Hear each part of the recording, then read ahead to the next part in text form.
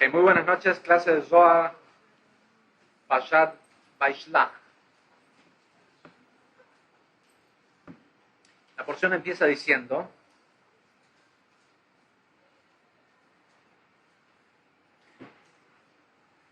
Vaishlach Yaakov Malachim Lefanav El Esav. Y leo cómo está traducido. Acá literalmente esta traducción escribieron ángeles.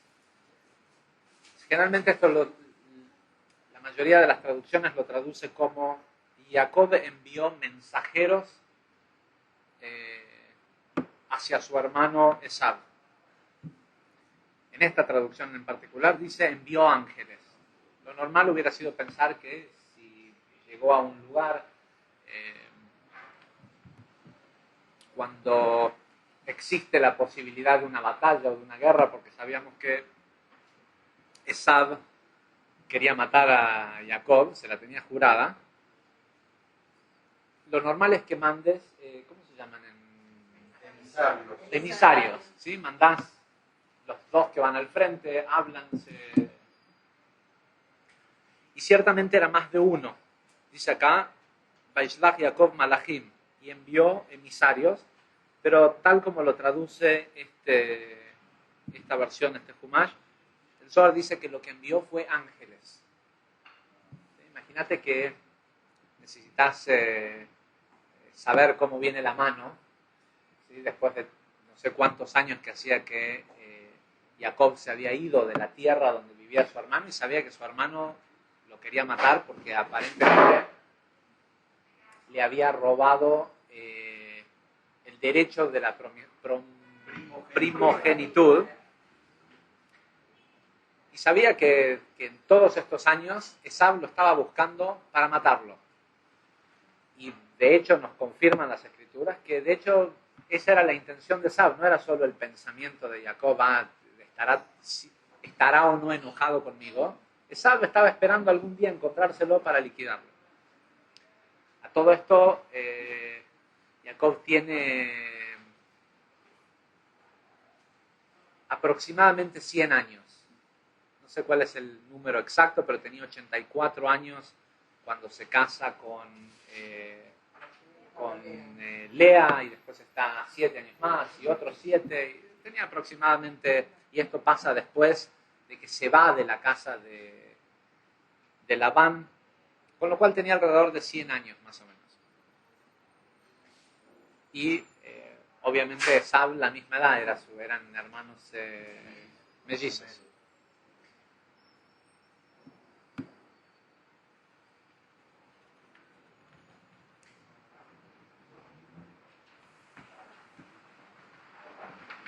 Jacob sabe que no puede seguir viviendo sin enfrentar este pequeño problema familiar que tienen, ¿sí?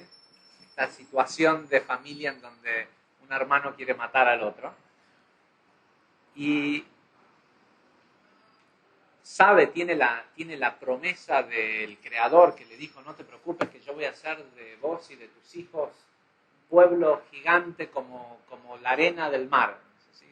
No se van a siquiera poder contarse la cantidad de gente la descendencia que vas a tener. Y Dios le prometió que iba a tener esto y que iba a tener lo otro, que iba a tener todo tipo de cosas buenas. Y Jacob estaba aterrado de encontrarse con su hermano. ¿Por qué? Primero que nada porque estos emisarios vuelven y le dicen, literalmente, dice: tu hermano, está él y 400 hombres. ¿Será que eran justo 400 o que los contó? ¿Sí? Enseguida Jacob se dio cuenta que estos 400 hombres a los que se refería estos mensajeros, ¿se escucha bien desde atrás? ¿Sí?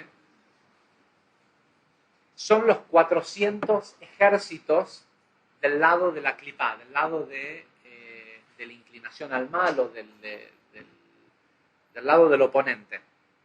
De hecho, sabemos que Esav y Jacob en su momento representaban la manifestación física de la inclinación al bien y la inclinación al mal. porque era la primera vez que se tenía que revelar en el mundo el concepto en sí del oponente, ¿sí? Y de la restricción misma.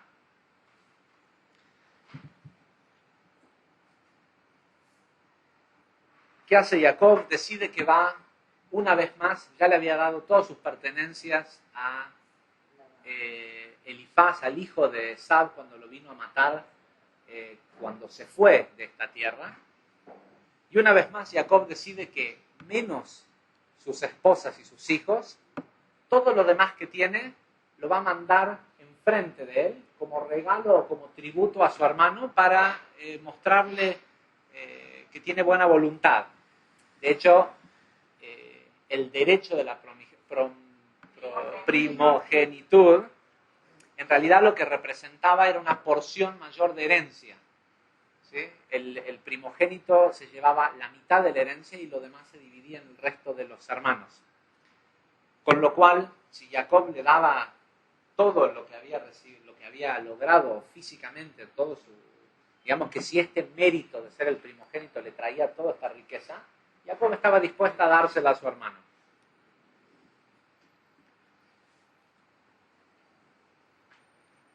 Instruye a los jefes de cada una de las casas de sus esclavos o de sus sirvientes para que cuando Esab le pregunte quiénes son ustedes, le digan somos los sirvientes de tu súbdito Jacob y venimos como ofrenda para tratar de arreglar esta situación familiar.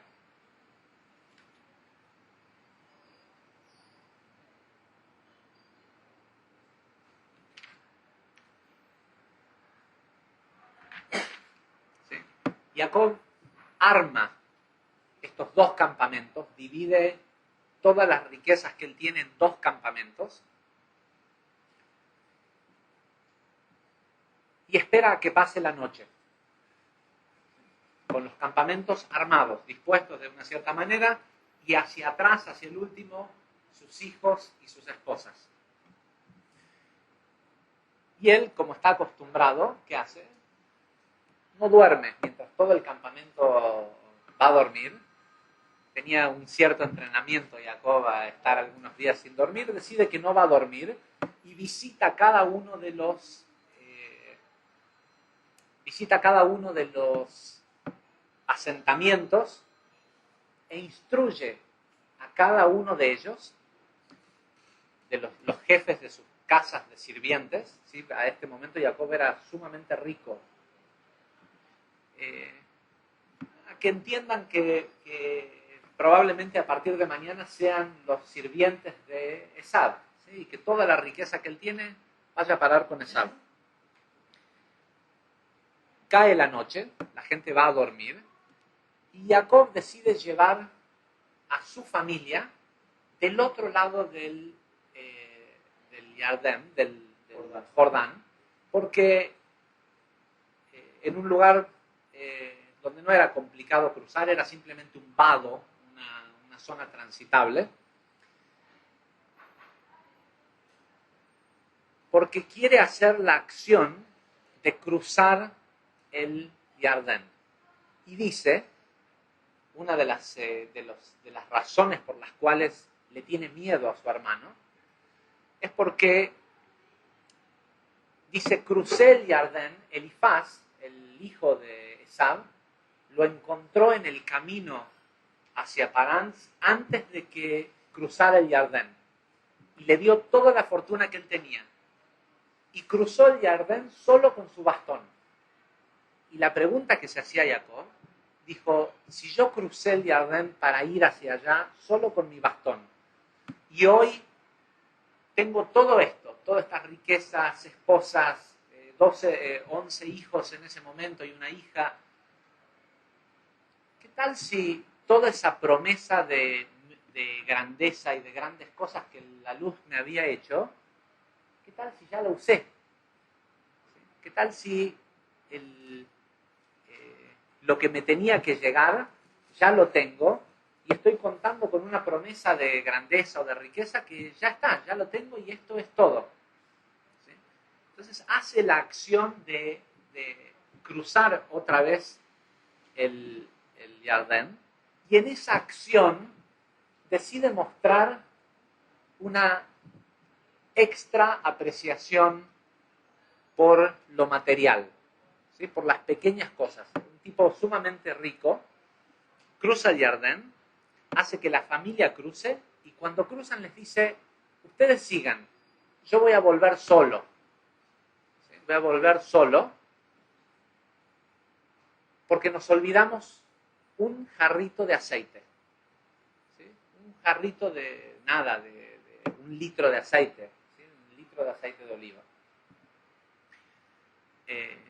Una de las formas de asegurar la bendición de lo que uno tiene en el plano físico es mostrar apreciación a todo. ¿Sí? Más allá de los secretos que hay detrás de este jarrito de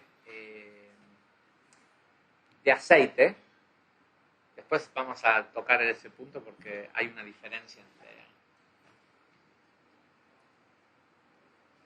el gran secreto de este jarrito de aceite y la razón por la cual esta porción siempre se lee en el mes de Kislev es porque el aceite que encontró Matitiahu en el templo con el que ocurrió el milagro de Pesach, de Hanukkah, era el mismo jarro de aceite que Jacob había vuelto a buscar, que con el tiempo lo habían preservado, y uno a veces no entiende la repercusión que tienen nuestras acciones, ¿sí? Algo que hacemos ahora, cuando realmente se le va a poder extraer la luz de esa acción, o cuándo se va a revelar esa luz. ¿Cuántos años hubo entre Varios miles. Creo que por lo menos 1500 años, más o menos. Más allá de esa historia, ¿qué hace Jacob? Cruza este vado y se encuentra con un ángel. ¿Sí? Se encuentra, la Torá dice que Jacob se quedó solo. Dice: entonces un extraño llegó y luchó con él. Este extraño, tanto el Zohar como el Talmud, dice que el extraño está el nombre escrito acá, no lo voy a mencionar, es el ángel de la muerte. ¿Sí? El Samech Mem, se lo conoce en Kabbalah, es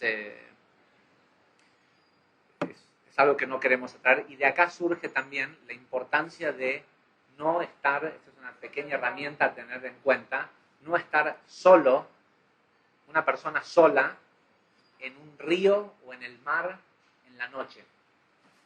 ¿Sí? Hay un cierto nivel de desprotección para una persona que se mete solo en un cuerpo de agua natural, un río o el mar, si está solo. ¿Sí? Lo ideal es que si lo va a hacer, que hayan por lo menos 3 personas, y es preferible directamente no hacerlo. No así una pileta o algo que es una vasija, algo que está contenido. Volviendo un poquito más atrás, esta es una de las parashot donde la enseñanza y los secretos están en la historia, ¿sí? Donde la verdad es que vamos a tratar de hacer toda una clase de los primeros 3 versículos del Zohar de esta semana que explica la historia. Esta es una de esas parashot donde en el texto de la Torá está el aprendizaje, enfrente nuestro. Ok, hay una frase en el versículo 12 de la parashá donde Jacob habla con el Creador, ¿sí? Y le dice: Atzileni na, te suplico que me protejas, miyad ahi miyad Esav, de la mano de mi hermano, de la mano de Esav. No sabemos que todo el problema, ¿con quién lo tiene? Con Esav. Obviamente cuando se refiere a la mano de, está hablando de que porque lo viene a matar, ¿no? ¿qué necesidad, dice el Zohar, qué necesidad de decir, por qué no decir que me protejas de la mano de mi hermano? ¿Sí? O que me diga de la mano, que me protejas de la mano de Esab. ¿Por qué decir de la mano de mi hermano de Esab? ¿Sí? Como si fueran dos cosas distintas.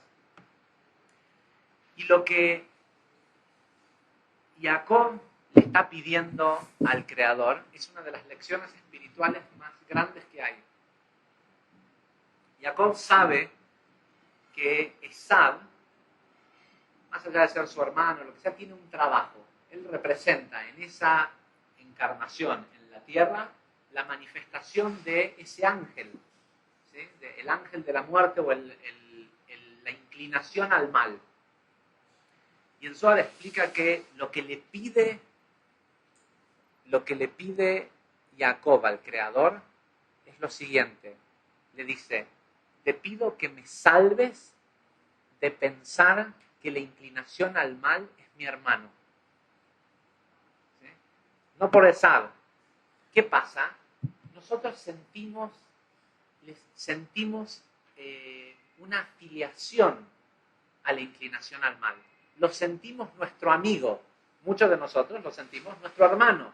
¿Sí? ¿Por qué? Porque está con nosotros como Jacob. Jacob tuvo que nacer con este hermano, ¿sí? En el mismo instante, siendo mellizos, y desde el día que Jacob nació tuvo esta influencia del mal al lado de él. Y lo que Jacob le estaba diciendo al Creador es, no dejes que me seduzca la energía de mi hermano, ¿sí? No me dejes sentir que hay no solo afinidad, que hay un lazo filial, ¿sí? Que es como que es natural. ¿Sí? ¿Cuál es la diferencia entre un extraño y tu hermano? Tu hermano hay confianza, está de tu lado, ¿no? Lo normal es pensar que si es tu hermano, que no te va a engañar o no te va a estafar, ¿sí? Es tu hermano.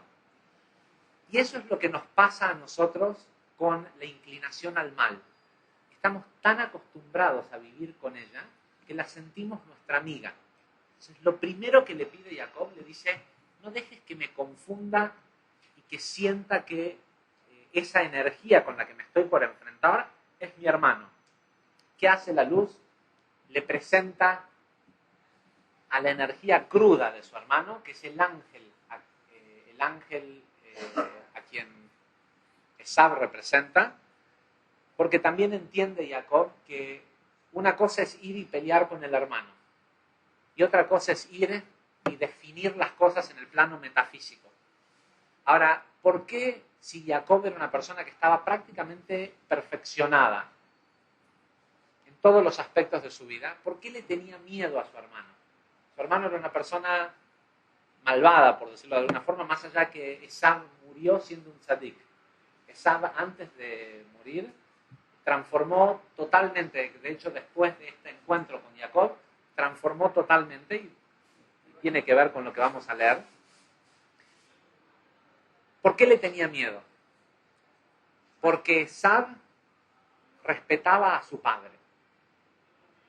Más allá y de hecho, dice el Midrash, nadie respetó a su padre en la historia de la humanidad como Esab respetaba a Isaac. ¿Sí? El amor que le tenía y el respeto y cómo se manejaba con su padre y demás. Y Jacob sabía que cada acción cuenta. ¿Sí? Y que uno no puede subestimar el mérito de una acción positiva. Está bien, Esab en todo lo demás era malo, pero no se puede subestimar el poder y el mérito que tiene una persona desde una sola acción positiva que haga. Entonces, ¿qué le sucede? Cuando va a cruzar solo el Jardín, que por supuesto lo hizo a propósito, sabía lo que iba a pasar, aparece este ángel, este extraño, y pelea con él durante toda la noche. Y el ángel no puede con él. ¿Sí? El mérito que tiene Jacob de tanto estudio de sus acciones, de todo el esfuerzo que había hecho en su vida, el ángel no puede con él. Y de golpe el ángel le dice, ¿qué dice la Torá? Dice, Jacob se quedó solo, entonces un extraño luchó con él. Dice, un extraño luchó con él hasta que irrumpió el alba. ¿Cuánto tiempo duró la pelea? Desde el momento que había empezado hasta el momento en el que, se llama Alota Shahar, el comienzo cuando la luz, todavía no salió el sol, pero la luz le empieza a ganar a la energía de la noche, ¿sí? La luz del día. Dice, y al percibir que no podía con él, el ángel, tocó la articulación del muslo dislocándosela. ¿Sí? Esto es la famosa historia y de aquí surge que no comemos el nervio ciático de los animales. ¿Sí? Porque el nervio ciático es la parte del alma, de la parte del cuerpo, donde el oponente logró tener no hay algo que no tenga algún tipo de conexión con el oponente, por lo menos hasta que sea el Gmar Tikun, el final de la corrección. Ese fue el lugar. ¿Y por qué sabía que Jacob tenía ese lugar débil? Porque este era el ángel de Esav. Y Jacob se llamaba Jacob porque había agarrado a Esav del talón, ¿sí? El famoso talón de Aquiles, es la misma historia mística. Había agarrado del talón a Esav tratando de salir primero, ¿sí? Para ganarle, ser primogénito, ¿sí? Si bien físicamente se conoce que el segundo hijo es el mayor, en esa época era, de hecho lo que la Torá dice es el que abre el canal el vientre, ¿sí? El canal materno. Entonces, le disloca el muslo o el nervio ciático, y el ángel le dice, déjame ir, que está despuntando el alba. El despunte del alba es un momento en la mañana que se llama Netz. Es el instante en el que el primer rayo de sol se ve en el horizonte. ¿Qué hace Jacob? Le dice, no te voy a soltar hasta que no me bendigas. ¿Sí? Le está pidiendo una bendición a este ángel sumamente negativo, entre comillas negativo. Le dice, no te voy a soltar hasta que no me bendigas. Entonces, ¿qué hace el ángel? El ángel le dice, entonces le dijo, ¿cuál es tu nombre? Él le respondió, Jacob. Y el extraño le dijo, no serás más llamado Jacob, sino Israel, pues luchaste en fuerza divina, ¿sí? Porque Israel quiere decir también el ángel de Dios.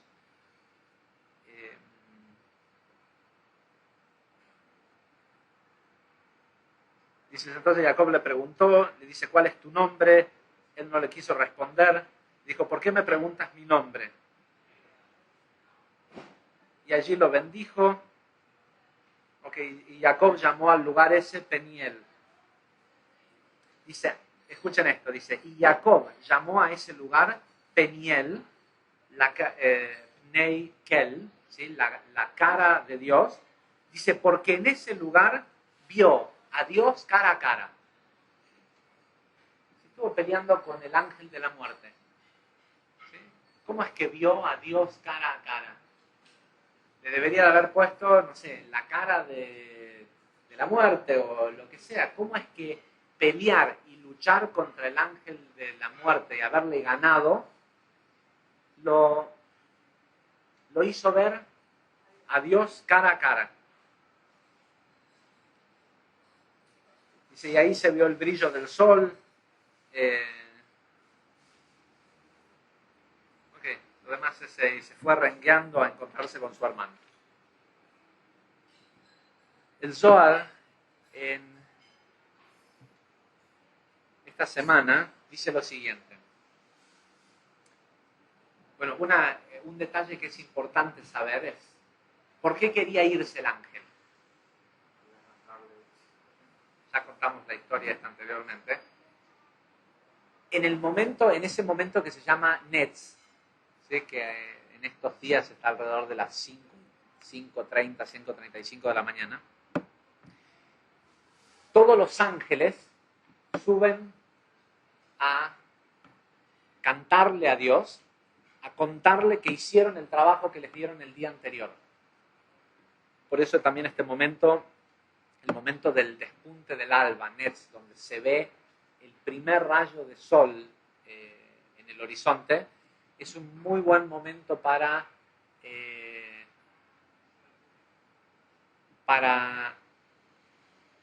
no quiero decir pedir, pero es un muy buen momento para hacer conexiones espirituales y para replantear nuestro deseo.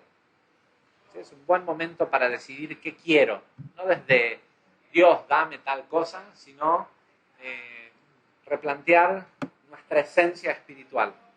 ¿Por qué? Porque dice que en ese momento, cuando los ángeles ascienden para reportar su día de trabajo anterior, todo lo que está, todas las plegarias, todo sube con ellos y es aceptado. Solo se sabe esto de todos los días del año, en el momento que sale el primer rayo de sol y en la hora de la tercera seudá de Shabbat. Son momentos en donde los ángeles suben a comunicar que hicieron su trabajo. ¿Cuál era la urgencia del ángel de la muerte? ¿Cuál era la urgencia del oponente del Satán por ir a cantar que necesitaba que por favor lo dejen? Desde el momento de la creación del mundo y la creación de este oponente, el trabajo del oponente era ¿cuál? ¿Cuál es el trabajo del oponente? Tapar la cruz. Que evolucionemos, crear resistencia. ¿Pero qué es? Pero más fácil, más simple. Es ser un obstáculo, ¿no?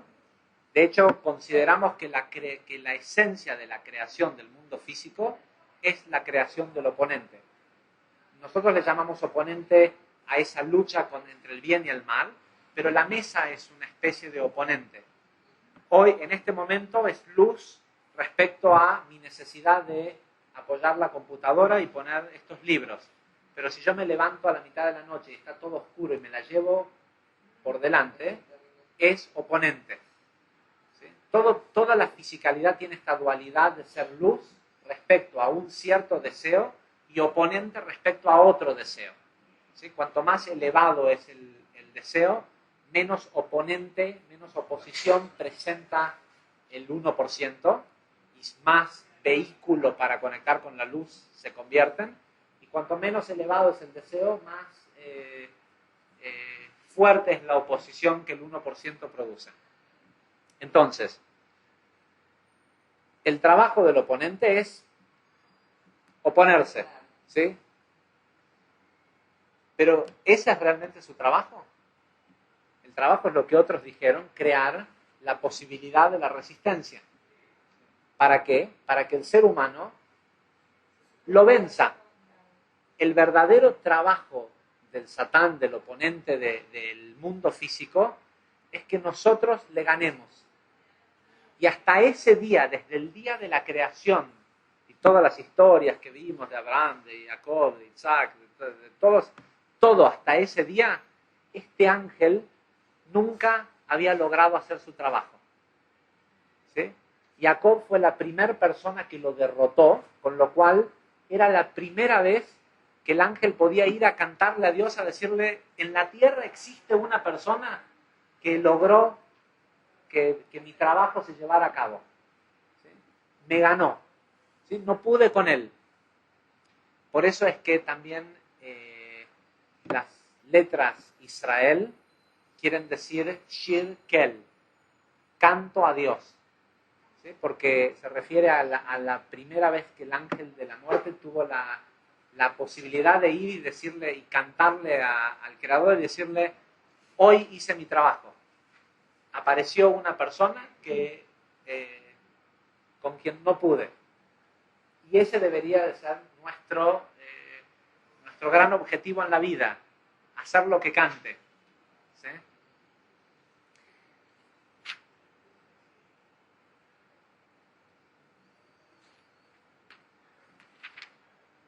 Esta parasha tiene muchos paquetes precisos de energía que están disponibles esta semana, y hay uno en especial que es en el que queremos tocar, que ahora vamos a llegar.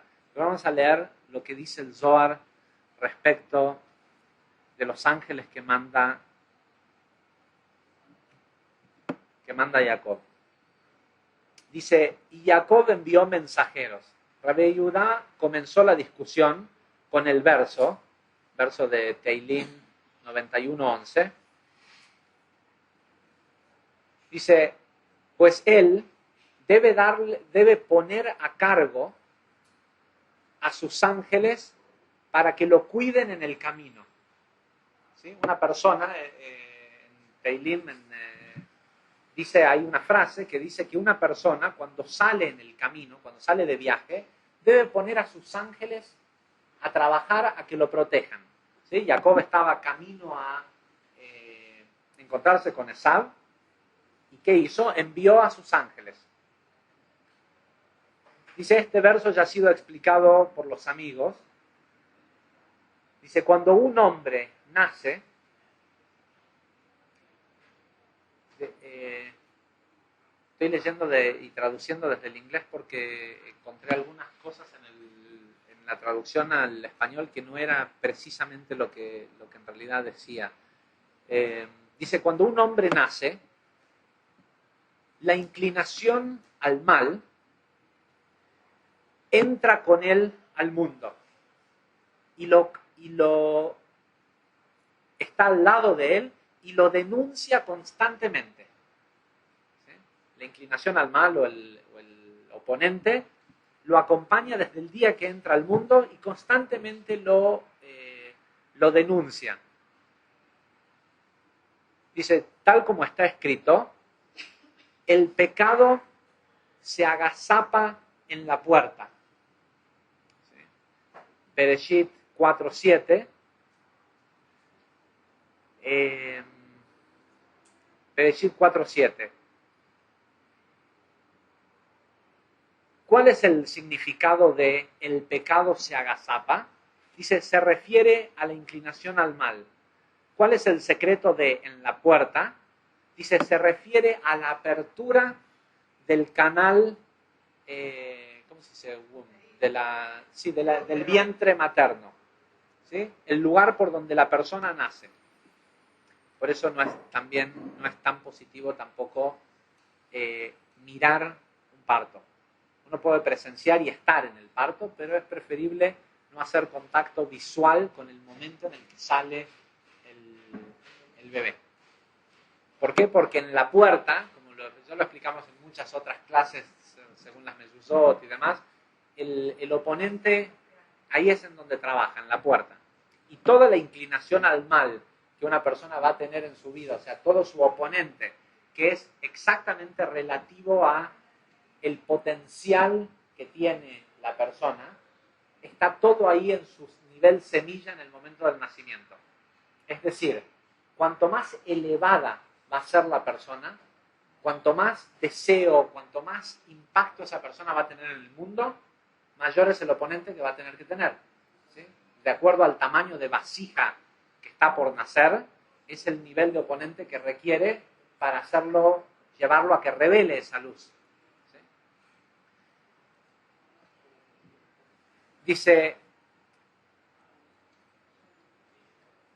Dice, David también le llamó a la inclinación al mal pecado, ¿sí? Entre comillas. Pues está escrito, y mi pecado siempre está enfrente mío. Teilín 51:5.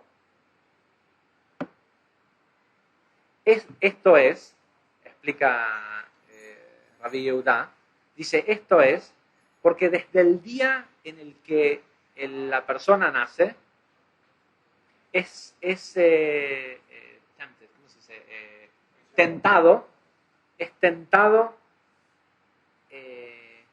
por el pecado y el pecado se convierte como en su amo.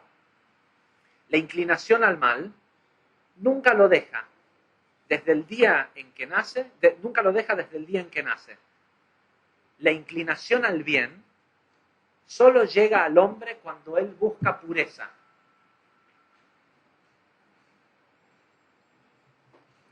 Dice, ¿y cuándo es el momento en el que el hombre busca pureza? Dice, es en su 13º cumpleaños. En ese momento, el ser humano es unido a su inclinación al bien. La inclinación al bien sobre el lado derecho y la inclinación al mal sobre el lado izquierdo. Hay literalmente dos ángeles opuestos encontrados como en oposición constantemente sobre la persona.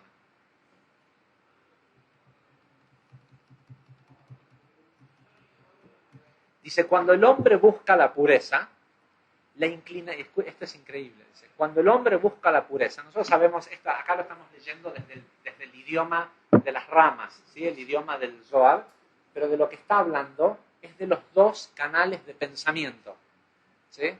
Y la capacidad, lo que recibe la persona en su cumpleaños, en su 13º cumpleaños cuando es hombre o 12º cuando es mujer, es la capacidad de ejercer conciencia sobre la mente. ¿Sí? El libre albedrío, la capacidad de elegir entre los dos canales de pensamiento, a pesar que, como dice anteriormente, ¿por qué se le da 13 años de ventaja al canal o a la emisora de radio del oponente? Para que le crea. Literalmente, dice el Zohar. ¿Para qué es? Para que la persona le crea, para que suene más familiar lo malo que lo bueno. ¿Sí? Porque si no fuera así, no habría desafío. Perdón. Y escuchen lo que dice el Zohar. Rabbi Elazar, el hijo de Rabbi Shimon, agrega, dice, cuando una persona busca purificarse, la inclinación al mal es humillada ante él. Y la derecha gobierna sobre la izquierda. Y los dos, la inclinación al mal y la inclinación al bien,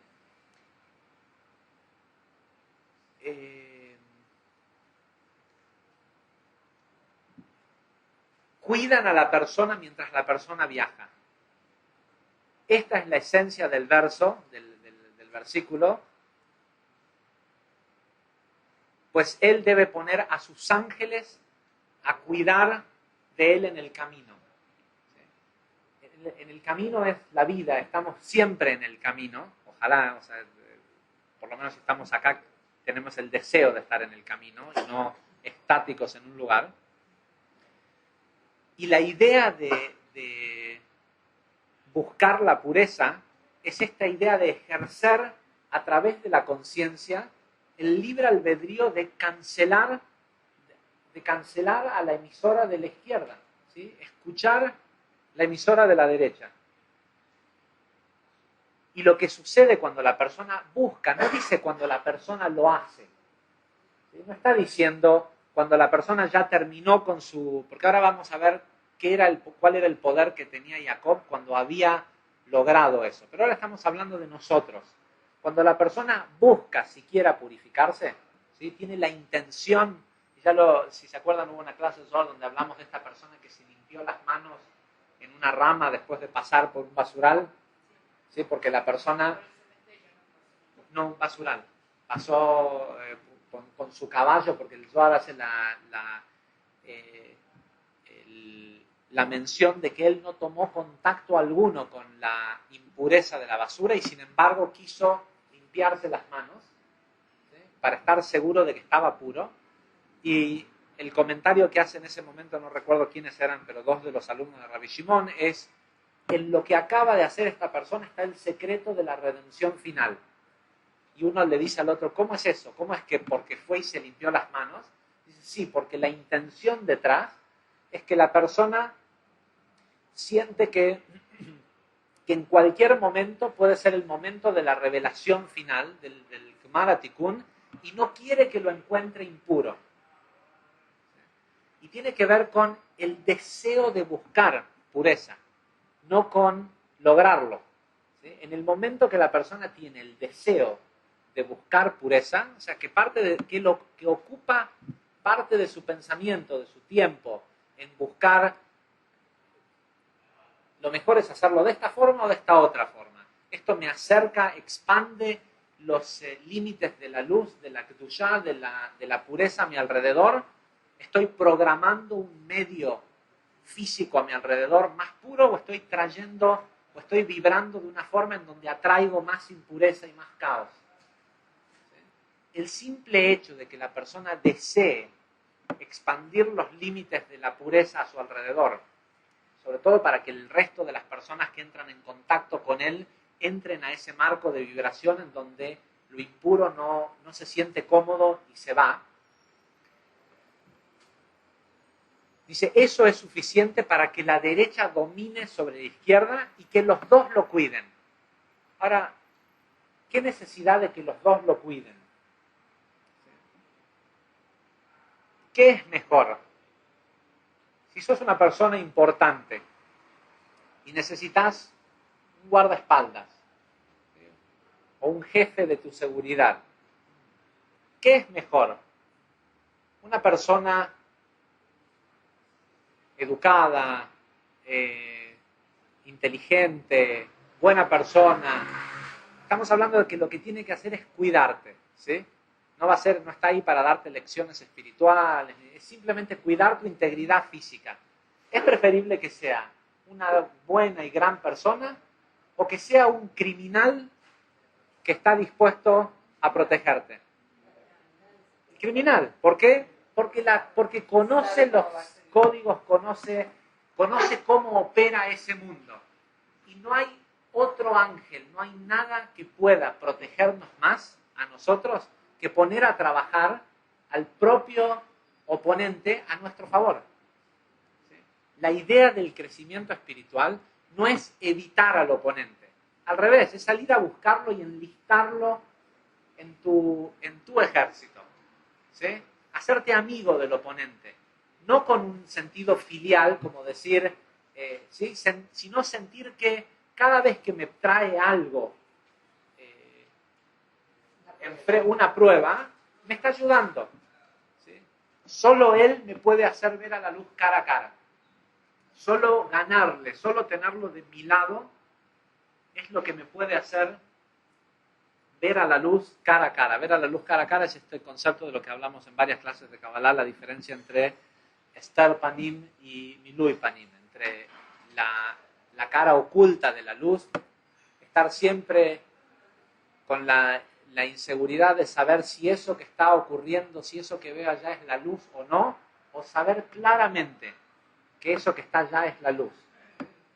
Y la forma no es diciendo eso es la luz porque no es el oponente. La forma es, si ahí está el oponente, ahí es donde está la luz. ¿Sí? Ahí es a donde está. Por lo menos es donde está la luz oculta que solo yo puedo revelar. La de otra persona está en el oponente de otra persona. Y no es mi negocio ni mi... ¿sí? No está en mí juzgar lo que pasa en la vida de otra persona.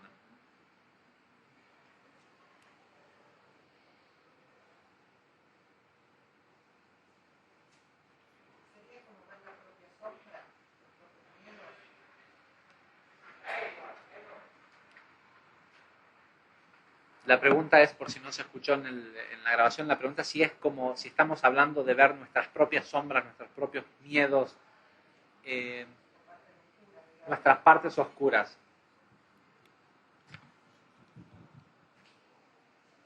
La respuesta va más por ahí, por ver nuestras partes oscuras, y poder identificarlas es la primera parte.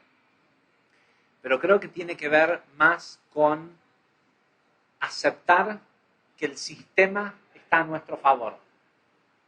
todo esto de lo que nosotros nos quejamos y esquivamos, ¿sí? El oponente se presenta enfrente nuestro, con un pequeño oponente. Si vos vas de frente y entendés que lo que te pone enfrente es con lo que vos tenés que lidiar, solo vos podés revelar esa luz, ¿sí? Inmediatamente se desvanece su característica de oponente y empieza a protegerte, empieza a funcionar como la mesa cuando sirve de asiento para el libro, la computadora, ¿sí? Porque le quitaste la percepción de, uy, esa oscuridad me lo voy a llevar por delante, me va a doler. ¿Sí? Porque lamentablemente, ¿cuándo crece el oponente? Cuando lo queremos esquivar. Lo querés esquivar y ese oponente no debe ser esquivado. Entonces, ¿qué hace? Se agranda para que vayas por acá o vayas por allá, te lo topes. ¿Sí? Y lo único que el oponente necesita es que, aunque sea, lo roces para llevarte adentro. ¿Sí? Entonces, la forma es de frente. ¿Sí? Es, ok, tengo que ir a pelear con mi hermano, me quiere matar. No solo voy a ver de dominar esa situación, sino que voy a ir a más alto, a donde es más peligroso aún, que es luchar contra esto desde el plano metafísico, desde lo espiritual. Y la primer clave para hacerlo es entender que está ahí para ayudarme, pero el propósito que tiene es que lo derrote. No es que lo haga mi hermano, ¿sí? Tiene que ser el criminal trabajando para mí. No yo hacerme criminal para crear afinidad y que estemos del mismo lado. ¿Sí? La llave está en la opresión de esa característica oponente, ¿sí? Que no deja de ser oponente. No desaparece el desafío físico, pero es distinto afrontarlo sabiendo que detrás de eso está mi luz.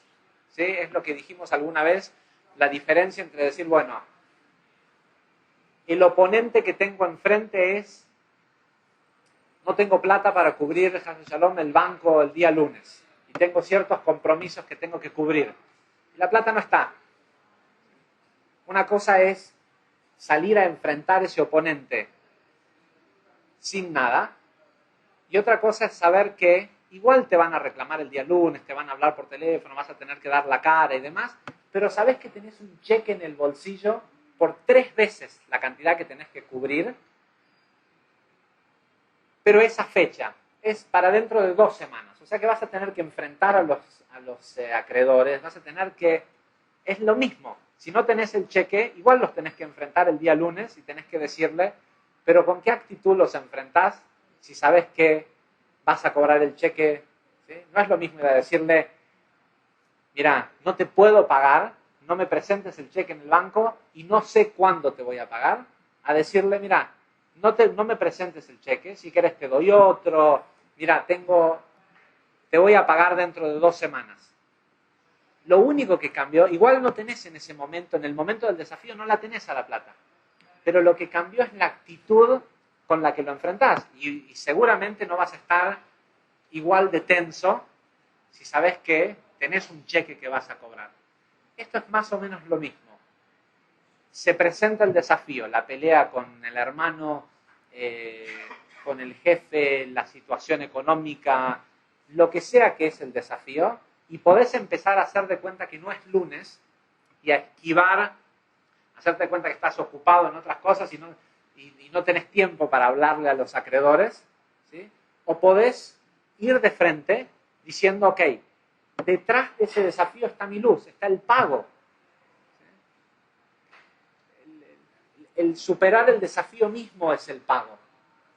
Porque detrás, si hay un desafío, está bien, es producto seguramente de no haber sido proactivo anterior, ¿sí? Previo a ese juicio, cuando el juicio llega. Pero si viene, el juicio también viene con el remedio. Y el remedio es la luz que está encerrada en enfrentar el desafío. Entonces,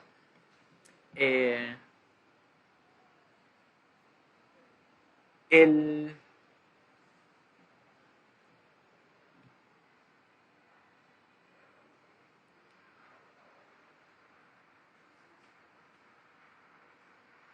Bueno, acá el Zohar entra en toda una explicación de la diferencia entre cuando la Torá dice el ángel de Hashem, el ángel de Dios, o cuando habla de los ángeles. Cuando habla de los ángeles dice que se está refiriendo a estos dos ángeles, que el único que puede, la persona que consigue esta protección es aquel que está buscando pureza para su vida. ¿Sí? El que tiene, aunque sea está en la búsqueda, recibe estos ángeles. De hecho, hay un comentario en el Ari que dice que cuando una persona empieza, no importa la edad que tenga, por primera vez a estudiar Kabbalah, automáticamente estos dos ángeles, durante el primer año, se los designa, incluso el ángel el oponente, se lo designa a favor de la persona, para que durante un año, para que la persona tenga la posibilidad de recuperar todo ese tiempo en el que no estudió espiritualidad y no tenía, y eventualmente a partir del año empieza el trabajo. Cuando dice de Jacob, acá dice que por el estado en el que Jacob estaba y su estado de perfección, en realidad Jacob dice que mandó legiones de ángeles, que por donde sea que Jacob iba, había ejércitos de ángeles que lo acompañaban. Ese es el beneficio para la persona que corrigió. ¿Sí? Pero igual es importante saber que con solo el deseo tenés el mérito de tener a los dos ángeles trabajando para tu lado.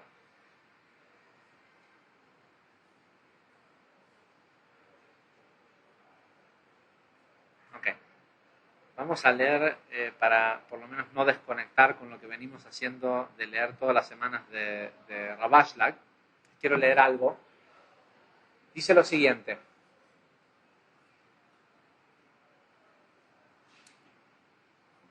La debilidad de los transformadores del mundo. Esto surge de Sefer Matan Torah, de uno de un compendio de escritos de Rav Ashlag. Me pareció sumamente interesante.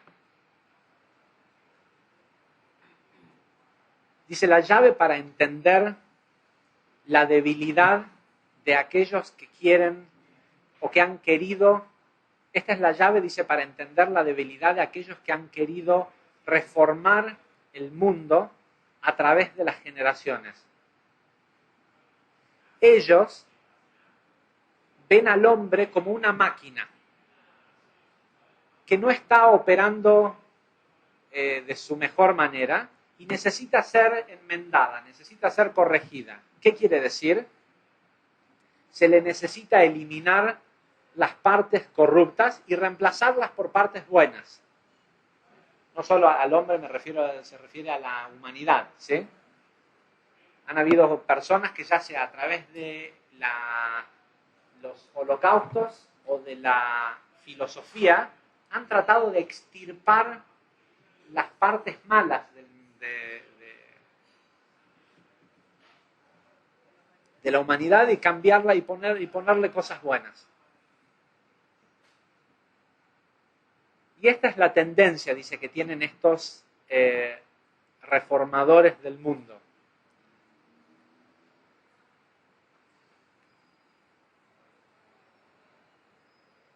Dice, el erradicar la parte mala de la especie humana. Dice, y es cierto que el Creador no se ha opuesto rotundamente contra ellos, no se puso totalmente en contra de ellos. Dice, pero de no haber sido por la cierta oposición que el Creador puso a su manera de pensar, ellos seguramente hubieran limpiado para este momento al hombre completamente, dejando solo aquellos que son buenos y serviles a su idea de lo que es lo bueno y lo... ¿sí? Dice, pero como el Creador meticulosamente observa cada elemento de su creación, no deja que nadie destruya ni siquiera la más pequeña cosa de ella, de lo que está en su dominio. Destruya, utiliza la palabra, ¿sí? Pero deja que solo reformen y que lo hagan hasta cierto punto servil y bueno.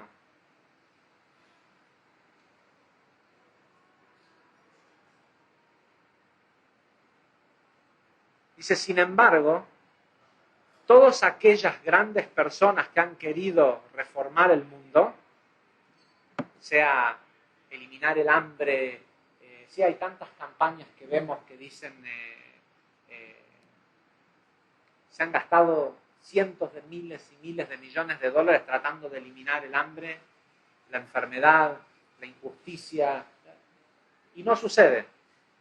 Dice, todos aquellos grandes reformadores que hemos conocido, eventualmente se desvanecen de la faz de la tierra y lo único que persiste y no se desvanece es la inclinación al mal.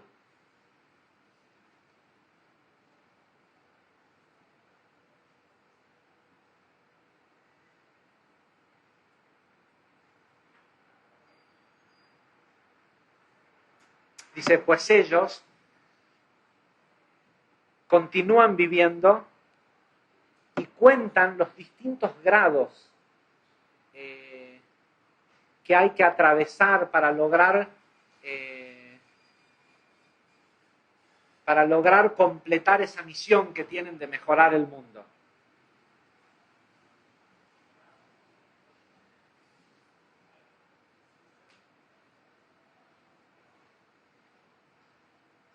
Sin embargo, dice, es necesario que exista esta inclinación al mal para llegar al momento en donde incluso esos reformadores maduren, ¿sí? Como una fruta, maduren. Dice, en ese momento, todos aquellos malos atributos, los mismos malos atributos, van a convertirse en buenos y serviles para la humanidad. Dice, tal como el Creador los percibió en su idea original. Dice, como la fruta del árbol que parece que está ahí y no sirve de nada, pero en realidad está esperando al día y está esperando los días y los meses en las que logre completarse y estar madura. Dice, y en ese momento, cuando la fruta se pone dulce, se vuelve evidente para todas las personas. Esto tiene que ver también con el hecho que la fruta cambia de color y se ve distinta una vez que está lista, y generalmente cuando está verde se confunde, ¿sí?, entre las hojas, entre el follaje. Nuestro trabajo, nuestra tarea, todo tiene un proceso de maduración, y cuando las cosas llegan a su maduración, sola se nota y no hace falta convencer a nadie que alguien es bueno, que alguien es malo, que ya no importa lo que alguien pueda decir de alguien, uno lo ve si está maduro o no, si brilla o no, si tiene luz o no. Y toda reforma empujada que uno quiera hacer no sirve de nada, porque ese mal que estamos tratando supuestamente de eliminar no tiene que ser eliminado, tiene que ser transmutado, tiene que madurar, tiene que convertirse tiene que dejar de ser luz oculta para convertirse en luz revelada, pero en ningún momento cambia su esencia, ¿sí? La esencia es luz, la fruta va a ser suave, dulce y rica. Hoy es áspera y dura y verde, pero eventualmente va a cambiar. nuestro trabajo es desear que cambie. ¿Sí? Es desear la pureza. Y en ese momento ya pones a la inclinación al mal a trabajar en favor de esta maduración. Quiero terminar la clase con una frase que dice Jacob.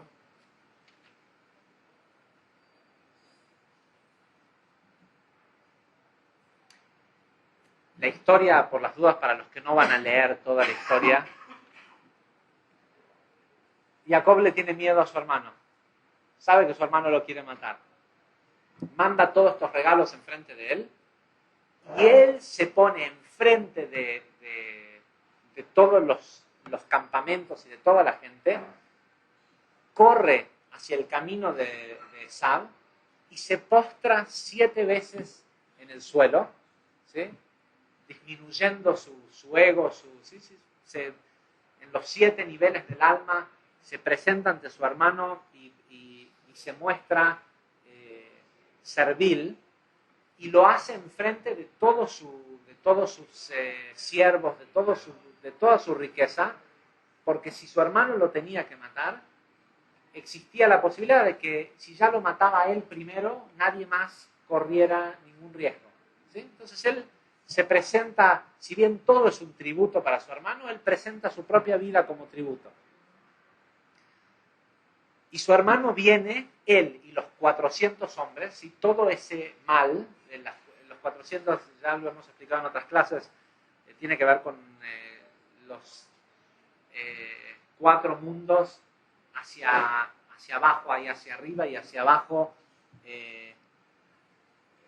400 niveles del bien y del mal. Lo explicamos también en Pesaj, con la cuenta del Omer. ¿Qué hace su hermano? Viene directo a matarlo, literalmente dice que lo quiere matar con sus propias manos, no quiere ni siquiera usar un cuchillo ni nada de esto.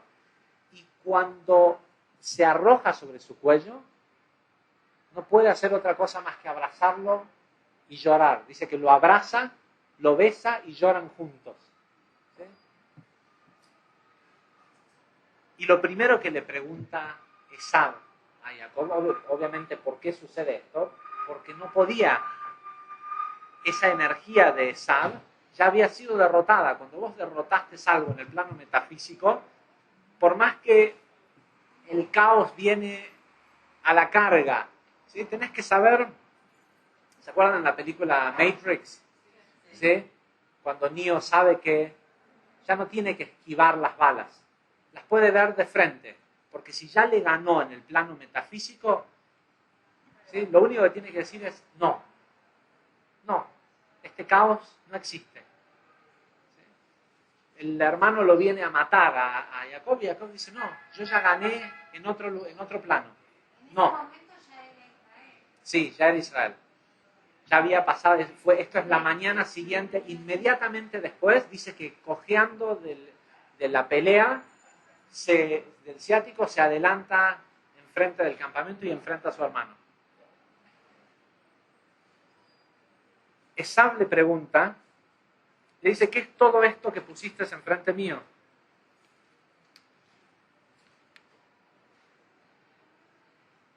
Estoy buscando la...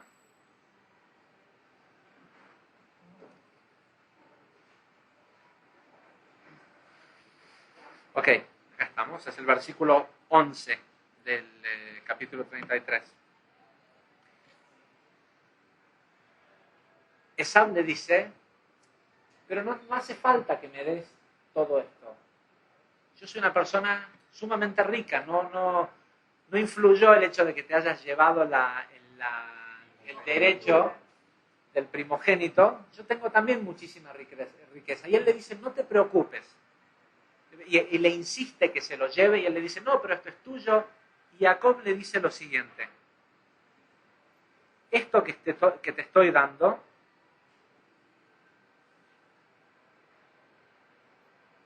dice, Behi yesh likol, Elohim behi yesh likol. Dice, esto es lo que me dio Dios, yo tengo todo. En la traducción acá, escriben, dice pues Elohim, pues Dios, me ha agraciado y tengo de todo. Pero en hebreo no dice eso. Dice, Yesh li kol. Yo tengo todo. ¿Cómo puede decir una persona tengo todo? ¿Es posible que una persona, qué tenía? ¿Todo el mundo era de él? Todo lo que existe en el mundo, todo absolutamente. Pero no dice tengo la posibilidad, dice tengo todo. Todo es un nivel de conciencia. No está hablando de posesión, sino de un nivel de conciencia que se llama kol. ¿Sí? Cuando él organiza los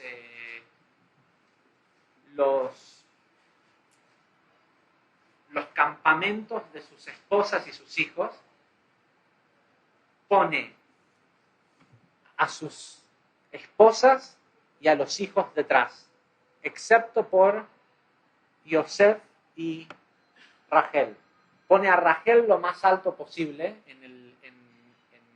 el encuentro es en un valle y él arma los campamentos en altura, y la pone a Rachel por encima de todo para que ella pueda ver todo el campamento, porque él sabía que Rachel con su vista tenía la capacidad de crear protección.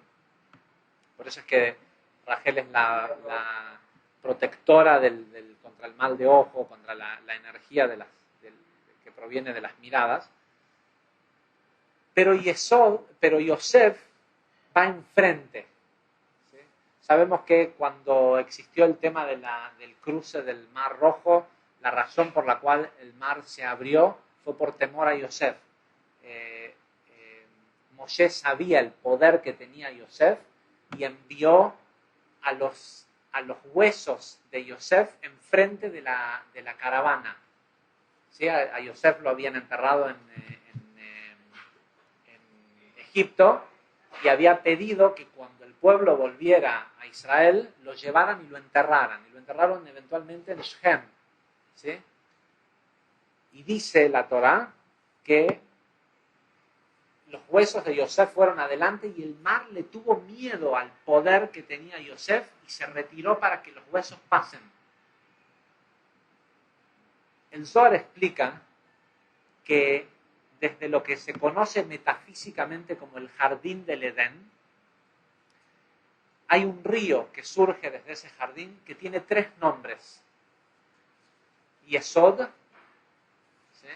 La sefirá de Yesod, Yosef, ¿sí? Y Kol Tuv, todo bueno.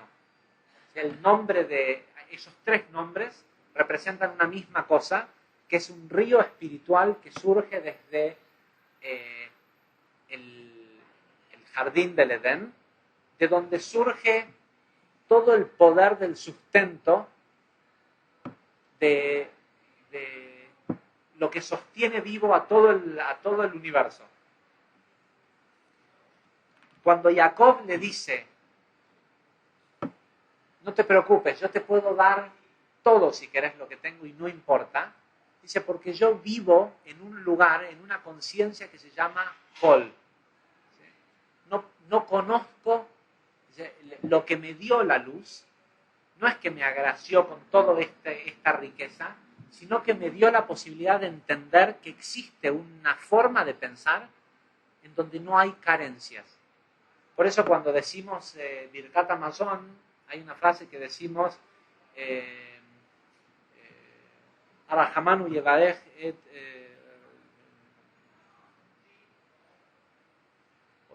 y dice, y bendecinos como bendeciste a nuestros padres,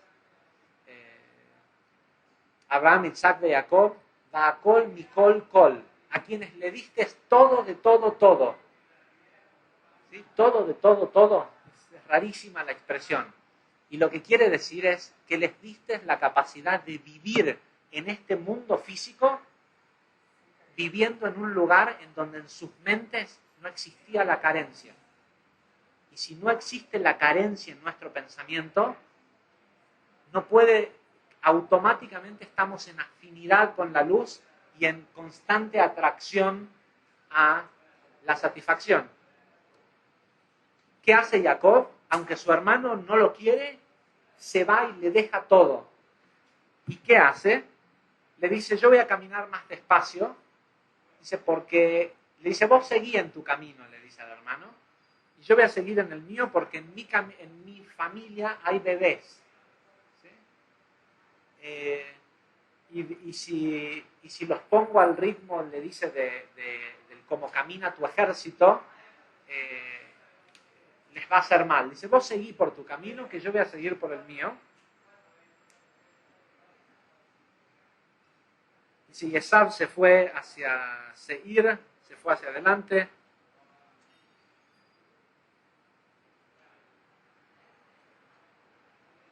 Y Esab le dice a Jacob, le dice, pero déjame por lo menos que te asigne alguna de la gente. ¿Sí? O sea, no podía creer que, ok, terminamos en un abrazo, somos hermanos, ¿para qué me vas a dar? Tengo de todo, tengo un montón de riqueza. No podía, ya le daba pena a Esab ver que su hermano se fuera otra vez solo con sus hijos y con su familia. Y dice la Torá que a dónde se fue Jacob, se fue a Shem. ¿Sí? Shem, Nablus, es el lugar hoy donde está enterrado Yosef Atzadik. ¿Sí? Que sabemos que ese lugar físico es el lugar, es el canal por donde entra la energía de sustento. Jacob se fue a Sucot, en donde construyó la... Dice, y en el versículo 18, dice, Vayavo Jacob Shalem, y llegó a donde iba, a Nablus, a Shem, completo. Shalem quiere decir en paz o completo. ¿Qué quiere decir completo? El Zohar dice que no hay mucha distancia entre el Yardén, entre el lugar en donde fue el encuentro y Nablus. ¿Sí? En el pequeño paso que hubo entre ese lugar en donde se separaron otra vez los hermanos y llegar a Shem, toda la riqueza que le había regalado Jacob a Esab la tenía otra vez. Dice que en el camino nacieron cientos de cabras y todo se volvió a reproducir y a crearse de nuevo. ¿Por qué? Porque la riqueza es una ilusión. ¿Sí? Que lo único que busca es afinidad con las personas que no piensan en términos de carencia. ¿Sí? ¿Nosotros qué hacemos? Queremos o pedimos dinero ¿cuándo? Cuando no tenemos. ¿Sí? Partimos de la carencia y creemos que esa es la forma de conseguir. Y Jacob sabía, lo único que tenés que hacer es no permitirte pensar en carencias. ¿Sí? No engancharte. El Rab decía que sentite como $1.000.000 y vas a hacer $1.000.000. Es afinidad pura. Esta semana, los días que nos quedan hasta Shabbat, es más fácil. ¿Sí? Estamos en el mes de Kislev, el mes de los milagros, donde ¿no sienten que se siente distinto el mes? Que hay otra velocidad de revelación de cosas. Hay que simplemente, y si no lo sienten, es porque hay que plantearse si ¿qué estamos buscando? Si estamos buscando enfrentar los desafíos, si estamos buscando, ningún otro mes va a ser más fácil para enfrentar un desafío que este. No, pocos meses del año tienen la ayuda, sobre todo esta vez que tenemos a Mercurio en retrogrado que te agrega algunos desafíos. Pocos meses del año sirven como herramienta para sacarse ticún de encima, como el mes de Piscis y el mes de Kislev, de Sagitario. Y es tan simple como decidir buscar pureza a nuestro alrededor, buscar conectar menos con vibraciones bajas, aunque al cuerpo le guste más, ¿sí? Porque el cuerpo es Esav. ¿Sí? La energía de Esav es esa, es la energía del cuerpo. Besat Hashem, con la energía de esta semana, vamos a tener deseo de expandir las fronteras de la luz a nuestro alrededor.